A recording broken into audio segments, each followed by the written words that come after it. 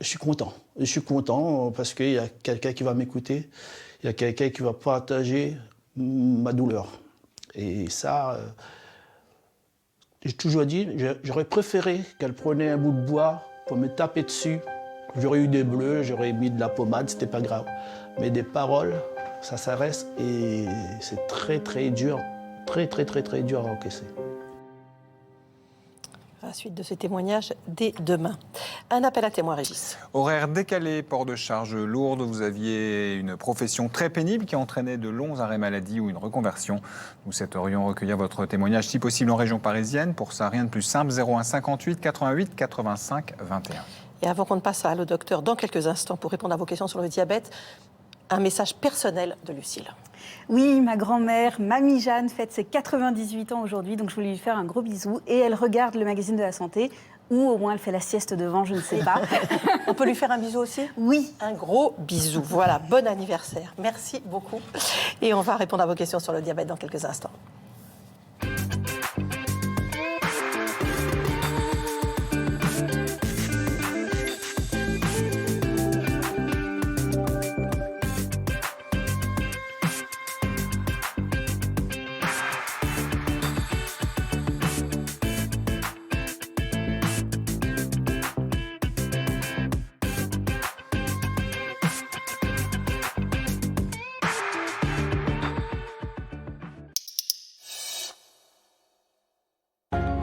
Le magazine de la santé avec Harmonie Mutuelle. Harmonie Mutuelle, prévention, santé, prévoyance. Votre magazine avec la cure thermale d'Eugénie-les-Bains, village minceur. Chaîne thermale du soleil agit naturellement pour votre santé.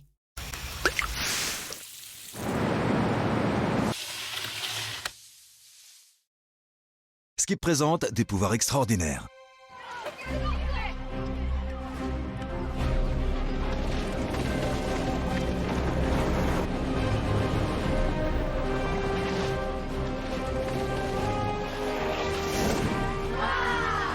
Découvrez les capsules Skip 3 en 1 et leurs pouvoirs extraordinaires. Elles éliminent les taches tenaces, protègent les fibres et donnent à votre linge un parfum frais longue durée. Skip Capsule 3 en 1 pour un résultat tout simplement impeccable. Votre oreille mérite les meilleurs soins. Hey, elle est fragile. Lambeau unique Audispray assure à toutes les oreilles un nettoyage régulier et efficace. Audispray, bien entendu. Dispositif médical. Audispray. Je vous en prie, Victoria. Installez-vous. Victoria, vous faites une rechute. J'en ai bien peur, oui. Retravaillons sur votre obsession. Château d'Ax, pas d'autres? Jusqu'à moins 50% sur le design, avec ce canapé 3 places en cuir à 1295 €. Soyez Château d'Ax. Des particules alimentaires peuvent rester coincées dans votre prothèse. Heureusement, Maximum Control aide à bloquer l'infiltration de nourriture. Polydent Maximum Control, dispositif médical. Vous voulez perdre du poids? Vous voulez voir les résultats dès la première semaine? Alors faites comme j'aime, satisfaction garantie. Et en plus, profitez de 25 à 50% de réduction. Audrey a perdu 2 kilos la première semaine. Chloé, elle, a perdu 5 kilos la première semaine. Et Henri Lecomte, il a lui aussi perdu 2 kilos la première semaine. Testez une semaine, satisfaction garantie. Et en plus, profitez de 25 à 50% de réduction. Alors appelez le 0800 020 020 0800 020 020 ou rendez-vous sur commej'aime.fr. Vous avez un problème d'électricité, de serrurerie ou de plomberie? C'est nouveau. Maintenant, il y a Carglass Maison. C'est Carglass pour la maison. Ma cliente, elle m'a appelé pour une fuite dans sa cuisine. Comme pour la voiture, on répare et on remplace seulement si c'est nécessaire. Et ça peut faire de belles économies. 500 spécialistes qualifiés et expérimentés pour vous accompagner. Et tous salariés Carglass Maison. Et ça, c'est rassurant. Vous avez sûrement un petit quelque chose à la maison qui mérite d'être réparé. C'est facile. Appelez tout de suite Carglass Maison. Carglass répare, Carglass remplace. Chers Français, merci d'avoir râlé au sujet des soupes toutes prêtes. Ah, c'est tellement salé, on pourrait déneiger avec, disons. Et merci d'avoir râlé sur leur composition. E621. C'est quoi ça comme légumes? Grâce à vous, les soupes Liebig changent et sont désormais préparées avec 100% d'ingrédients naturels. Merci d'avoir fait grandir nos soupes. Liebig. Nouveau, découvrez aussi nos soupes 100% d'ingrédients naturels en format individuel. Pour bien choisir, je suis attentive aux avis, aux appellations et surtout aux labels. Alors quand j'ai eu besoin d'un audioprothésiste, j'ai choisi un centre labellisé Maître Audio. Maître Audio, c'est le premier label qui atteste de la qualité de service des audioprothésistes indépendants. C'est rassurant. Alors vous aussi, exigez le label Maître Audio. Découvrez le pouvoir de la douceur avec la nouvelle brosse électrique Gum Power Care. Ses brins effilés coniques et ultra doux nettoient minutieusement et glissent délicatement entre les gencives et les dents. Son capteur de pression s'allume pour signaler un brossage trop intense. Standard ou sensitive, choisissez le mode le mieux adapté. Le pouvoir de la douceur avec la brosse électrique Power Care de Gum. Il y a des gestes qui rassurent. Des gestes qui font du bien. Il y a des gestes invisibles et d'autres qui ne s'oublient pas. Il y a des gestes de tous les jours et des gestes exceptionnels. Les gestes qui vous aident sont les liens qui nous unissent. Partout en France, la DMR vous accompagne au quotidien. Alors maintenant, à quoi reconnaîtrez-vous un bon audioprothésiste? À son label Maître Audio. Trouvez le centre labellisé Maître Audio le plus proche de chez vous sur maîtreaudio.fr.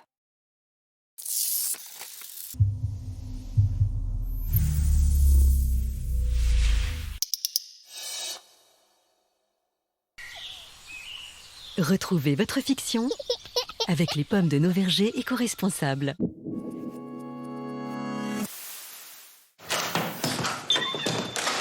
Enfin de retour, monsieur le commissaire.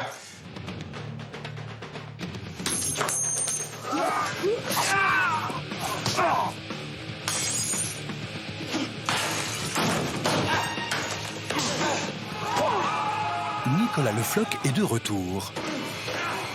Et visiblement, ça l'énerve. Nicolas Le Floch, ce soir à 20h50 sur France 5, est déjà disponible en exclusivité sur France.tv. Allô docteur avec Harmonie Mutuelle. Harmonie Mutuelle, prévention, santé, prévoyance. Votre magazine avec la cure thermale d'Eugénie Les Bains, village minceur. Chaîne thermale du soleil agit naturellement pour votre santé.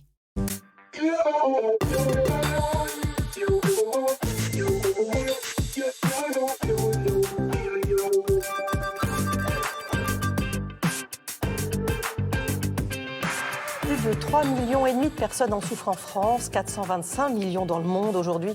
Allô docteur est consacré au diabète, une maladie chronique en augmentation constante dans notre pays.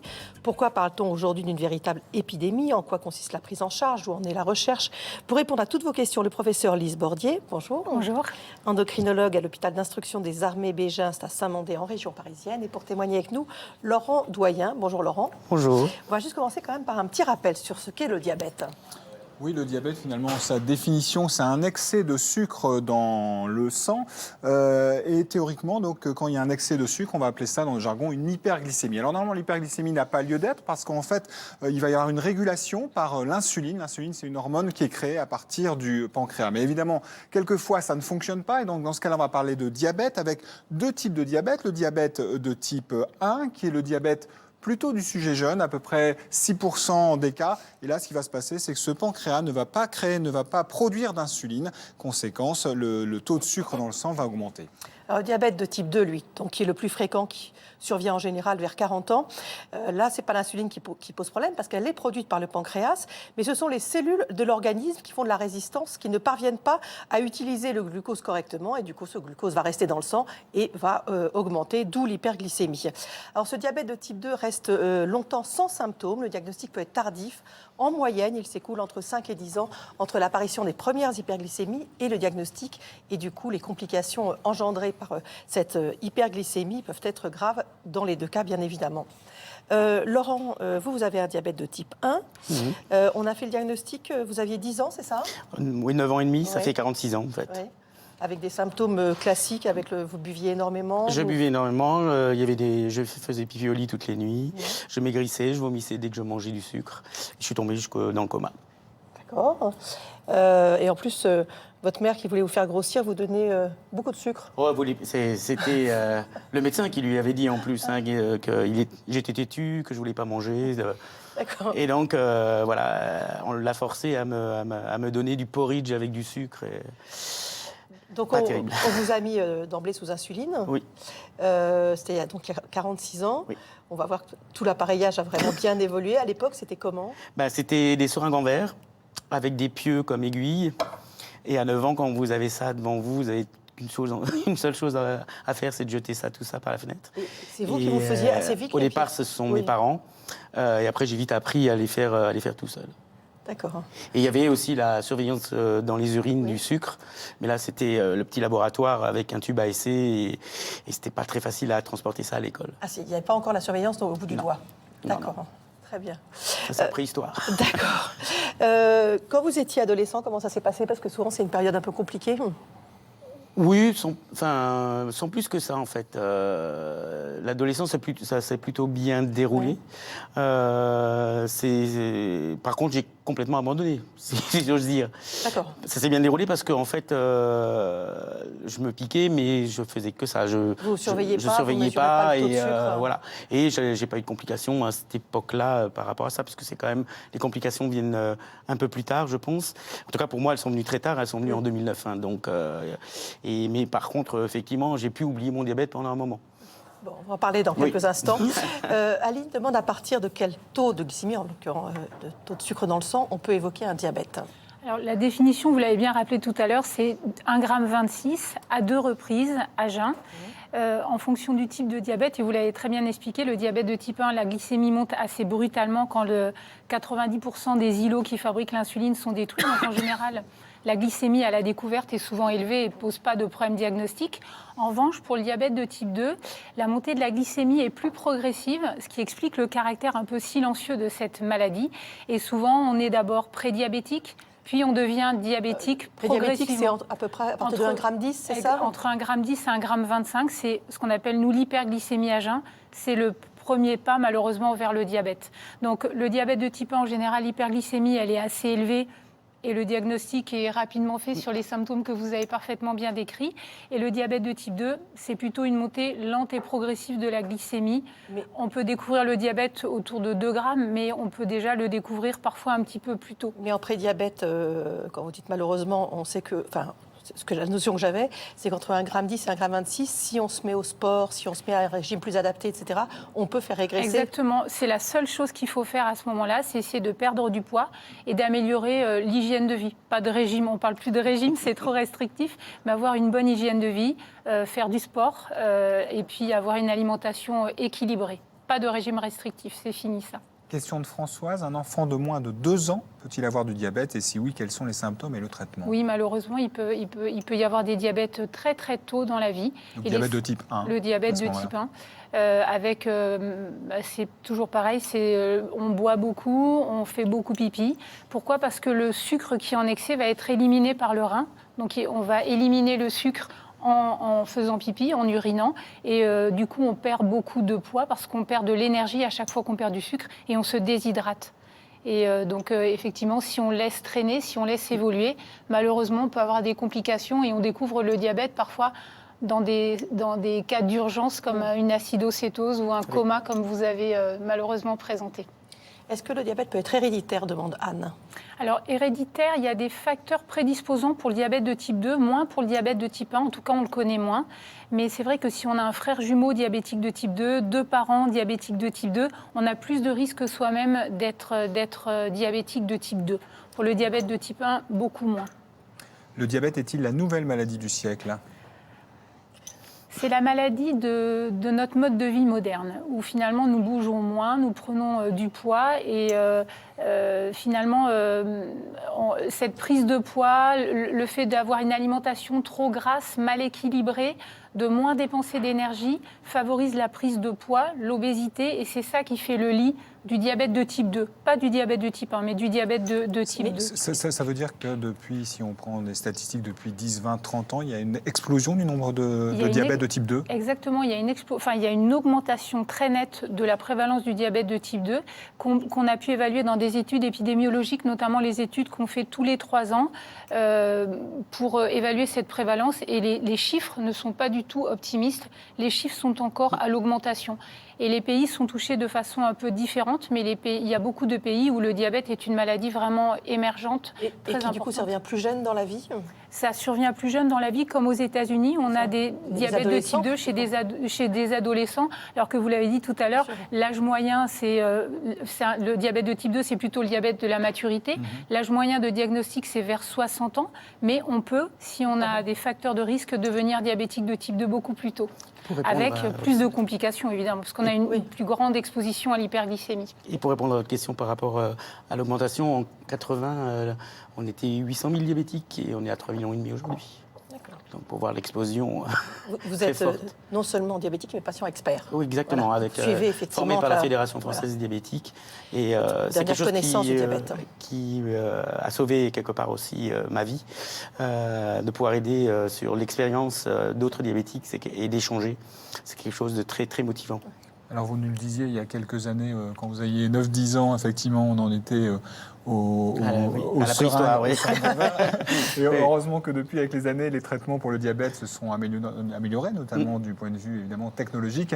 Et aujourd'hui, de nouveaux dispositifs permettent de simplifier la vie des diabétiques de type 1.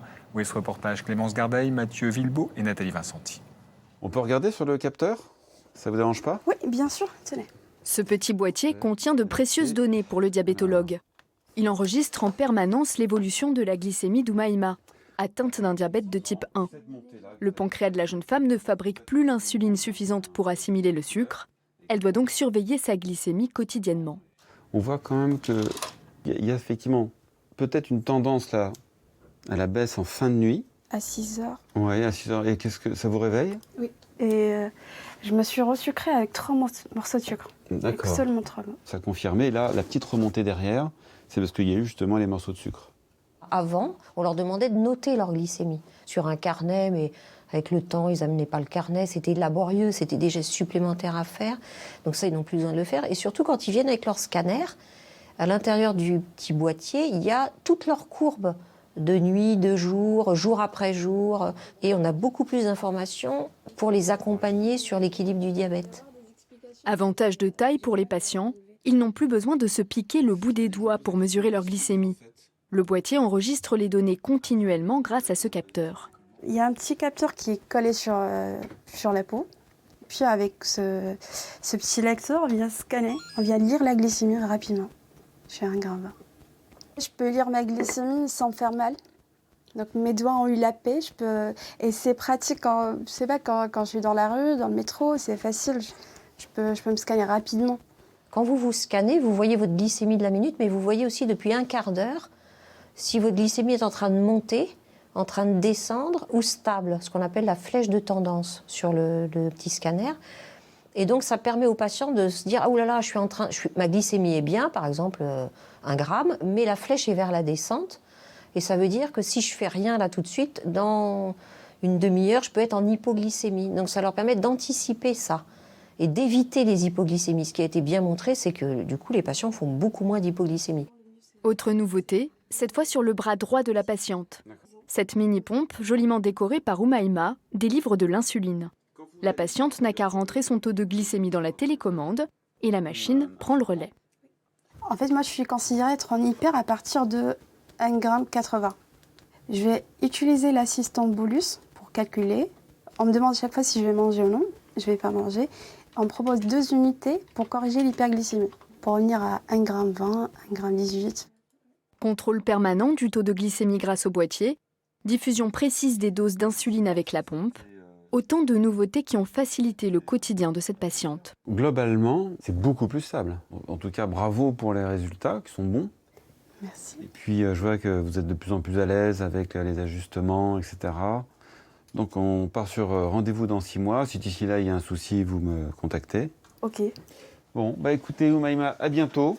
Seuls les diabétiques de type 1 et les diabétiques de type 2 faisant au moins 3 injections par jour bénéficient d'un remboursement pour ces 2 dispositifs. Effectivement, un progrès étonnant. On parlait de votre appareillage il y a 46 ans. Aujourd'hui, vous utilisez un tel dispositif? Oui, j'utilise évidemment le freestyle, mais j'ai aussi trouvé sur Internet un add-on, si on ose dire, qu'on colle sur le freestyle et qui permet en fait de récupérer automatiquement, toutes les 5 minutes, la valeur que le freestyle donne. Là, là, je l'ai et je peux vous faire voir les données directement Donc la courbe qu'on voit là, c'est la courbe de glycémie, c'est ça? Là, on la voit plus. On la voit plus, il faut rallumer. Mais là, cette courbe-là, c'est la courbe de glycémie, c'est ça? Oui, tout à fait. Et avec la barre verte, j'imagine, c'est votre objectif? Alors, c'est entre la barre verte, c'est la valeur haute de mon objectif, et la valeur rouge, et effectivement, c'est la valeur basse. Entre 70 et 150. Ça, pour les médecins, c'est quand même plus confortable. Alors pour les médecins, mais surtout pour les patients. Mais en fait, ce qui est intéressant, c'est que ça a complètement révolutionné notre façon d'appréhender la glycémie, parce que finalement, même les patients qui étaient les plus soigneux, qui faisaient le plus de glycémie, n'en faisaient pas plus que 7 ou 5 ou 7 par jour. Déjà, c'est énorme quand on se pique au bout du doigt. Et surtout, la glycémie à l'instant T, ce n'est qu'une valeur indicative. Là, cet appareil, le Freestyle Libre, en fait, ce qui est intéressant, c'est que non seulement il donne la glycémie à l'instant T, mais avec plus de valeur parce qu'il donne la tendance. J'ai un gramme, finalement, c'est pas la même chose. J'ai un gramme qui baisse, j'ai un gramme qui est stable, j'ai un gramme qui monte. Là, c'est une courbe tous les combien? C'est-à-dire que vous prenez votre... 5 minutes. Vous avez la même application sur votre téléphone, c'est ça? Oui, c'est en fait le téléphone communique avec la montre. C'est un téléphone lambda. C'est un téléphone lambda, Android ou Apple, ça fonctionne. Et donc toutes les 5 minutes, vous avez un petit capteur, ça que vous montriez tout à l'heure, au niveau du bras. Qui se colle sur le Freestyle. Et c'est ça qui communique avec le téléphone et qui donne donc le taux de sucre dans le sang. Exactement. Monique nous dit qu'elle est diabétique et parfois elle oublie de faire les injections d'insuline. Est-ce que c'est grave? Alors, déjà, si elle s'en rend compte, c'est un élément important pour comprendre finalement les variations de la glycémie. Après, on peut parfois rattraper l'injection à la fin du repas, quand on a oublié de la faire au moment du repas. Et puis après, ça dépend un peu du type de diabète qu'a cette patiente. Si c'est un diabète de type 1, il est impératif de faire ça. Enfin, voilà. Mais le problème, c'est quand on fait une injection d'insuline rapide, notamment en dehors du repas, il y a des risques d'hypoglycémie. Et donc, dans le futur, on aura des stylos un peu connectés avec la mémoire finalement des injections réalisées, ce qui pourra peut-être aider cette patiente à bien visualiser qu'elle a fait son injection d'insuline. Parce que le risque aussi, c'est de se piquer 2 fois. Exactement. Aussi. D'accord. Question de Boris, pourquoi l'insuline fait-elle grossir? Est-ce qu'il existe une autre solution? Alors l'insuline ne fait pas grossir, l'insuline empêche de maigrir. C'est-à-dire que quand on est diabétique, quand on devient diabétique de type 1, on fait beaucoup pipi, on a très soif, on perd beaucoup de poids parce que chaque fois qu'on perd 1 gramme de sucre, on perd 4 calories. Le fait de mettre de l'insuline et d'équilibrer, finalement, coupe cette perte de sucre urinaire qui entraîne une perte calorique. Et donc, l'insuline, on arrête de maigrir, on ne grossit... Enfin, voilà. Après, effectivement, quand on a des fortes doses d'insuline, notamment chez les diabétiques de type 2, qui sont très insulino-résistants, on peut avoir des fortes doses d'insuline. Là, bien sûr, quand on équilibre le diabète, les patients risquent de prendre du poids. En tout cas, ils arrêtent d'en perdre. Et pour être complet sur la question de Boris, est-ce qu'il existe une autre solution pour traiter le diabète de type 1 que l'insuline? Il y a d'autres choses? Non. Le diabète de type 1, le diabétique de type 1 a besoin d'insuline pour vivre. Il ne doit jamais l'arrêter. Et sans insuline, il risque une décompensation aiguë, une acidocétose. Donc ça, même un patient diabétique de type 1, par exemple, qui a une gastroentérite, qui vomit, qui est à jeun pour un examen, doit toujours faire de l'insuline au moins basale pour vivre. Il y a l'insuline pour vivre et pour manger. Donc l'insuline basale, c'est l'insuline pour vivre. Et pour manger, s'il ne mange pas, il ne la fait pas, mais il ne doit jamais arrêter son insulinothérapie. Je reviens sur ce que vous disiez, Laurent, sur ce que vous avez adapté, parce que c'est vrai que les progrès vont vite. Là, en ce moment, il se passe beaucoup de choses. Et vous le disiez, là, vous avez un dispositif en plus que vous avez trouvé sur Internet, qui est pour l'instant pas homologué. Hein. Et, pour vous, on comprend bien que ça soit plus pratique. Est-ce que ça peut poser parfois des problèmes? Si ce n'est pas homologué, c'est sûr que les résultats... voilà. Après, nous on utilise vraiment les éléments homologués pour avoir des informations très fiables. Et avec le Freestyle Libre, en fait, ce qu'il faut, c'est que les patients se scannent. Et ce dispositif, finalement, évite le scan. Mais normalement, il faut se scanner avec le Freestyle. C'est une mesure flash. Et c'est ça qui est recommandé, c'est de se scanner régulièrement. Marc nous demande si les diabétiques seraient plus sensibles que les autres au Covid-19. Pourquoi? C'est le coronavirus. D'ailleurs, on vient d'apprendre la mort d'un 6e patient en Italie. Ils sont plus sensibles? Alors, pour le coronavirus, je ne sais pas, mais aux infections, oui. Les diabétiques font plus d'infections que les personnes qui ne sont pas diabétiques. Ils font des infections parfois plus graves. Et l'hyperglycémie, c'est un mauvais facteur pour les infections. C'est la raison pour laquelle on préconise certaines vaccinations chez les patients diabétiques, notamment la grippe, mais aussi le pneumocoque. Enfin, voilà, il y a des vaccinations qui sont recommandées chez les patients atteints de diabète et prises en charge. Et on sait pourquoi les patients atteints de diabète sont plus sensibles à ce genre de virus? Alors, à cause de l'hyperglycémie, Il y a des facteurs d'adhésion des virus qui sont plus importants chez les diabétiques. Voilà, c'est un mauvais facteur, l'hyperglycémie, dans les infections. Le coronavirus, quelque chose dont vous parlez en ce moment, la Fédération des diabétiques, on vous pose des questions en tant que patient expert? Oui, ça c'est clair, mais bon, après c'est comme tous les virus, la grippe la grippe tue beaucoup plus de gens actuellement que effectivement le coronavirus. Donc là, on est un peu aussi dans l'expectative de ce qui va arriver. Mais par contre, on conseille à tous les diabétiques de se vacciner contre la grippe. C'est déjà la première chose à faire, parce que si les deux sont combinés, c'est pas terrible. Béatrice, si l'on a une glycémie un peu élevée mais qui reste dans les limites de la norma et que l'on fait du sport, peut-on éviter le diabète? On a déjà un petit peu répondu, mais je vous propose pour aller plus loin de voir ce reportage parce que depuis 2 ans, l'étude Actidiane suit des patients souffrant de diabète de type 2 et l'objectif est de savoir si une activité physique a des bénéfices sur la fonction rénale qui peut se dégrader chez ces malades. Voyons ce reportage ensemble de Delphine Renaud, Maxime Soulard qui ont rencontré Joël qui s'est mis au sport pour cette étude. Voyez ce reportage. Salut Joël. Bonjour Wilfried. T'as forme aujourd'hui? Bon, comme d'habitude. Ah, nickel. Il y a encore peu, Joël n'aurait jamais pensé franchir les portes d'une salle de sport. Mais il y a 2 ans, son médecin lui propose d'intégrer une étude sur le diabète et l'activité physique. Depuis, 2 fois par semaine, il retrouve son coach sportif. Donc là, cette machine-là, pour toi, elle va permettre du coup de renforcer, comme le petit schéma l'indique, de renforcer tes ischios et tes fessiers. D'accord? Ce qui est l'un des groupes musculaires les plus sollicités quand tu montes des escaliers notamment ou que tu veux te relever d'une chaise par exemple. D'accord. Ça marche? Entendu. Donc là, la jambe bien tendue au démarrage. Voilà, et là tu vas chercher loin derrière. Sous le regard vigilant de Wilfried, Joël enchaîne les exercices. Le rythme est dense, mais respecte ses capacités physiques. Ça va, tu ressens? Oui, derrière les cuisses, c'est bon. Derrière la cuisse? Ça marche. C'est parti. Jusqu'ici, Joël n'avait jamais pratiqué d'activité sportive. Des efforts physiques pas toujours faciles à réaliser, mais qu'il accepte de bon gré. Voilà, nickel. Je ne faisais aucun exercice avant d'entrer dans le programme. C'est une des raisons qui m'a fait accepter le programme. C'est que justement, puisque de moi-même je n'y serais pas allé, je me suis dit pourquoi pas prendre cette occasion qui m'est offerte. On souffle à la poussée et on inspire à la descente. Joël souffre d'un diabète de type 2. S'il fait ses séances dans un club classique, le programme Actidiane est adapté par les médecins et supervisé par des coachs. Là, dans le cas précis du protocole Actidiane, il était volontairement mis une liberté de prise en charge. Déjà parce qu'on prend des patients qui, dans la majeure partie des cas, n'ont jamais pratiqué d'activité physique de leur vie. Donc on démarre systématiquement le protocole par 2 mois de remise en condition. Et après, on est beaucoup plus libre, donc on adapte. Joël et les autres patients n'ont pas forcément le même programme.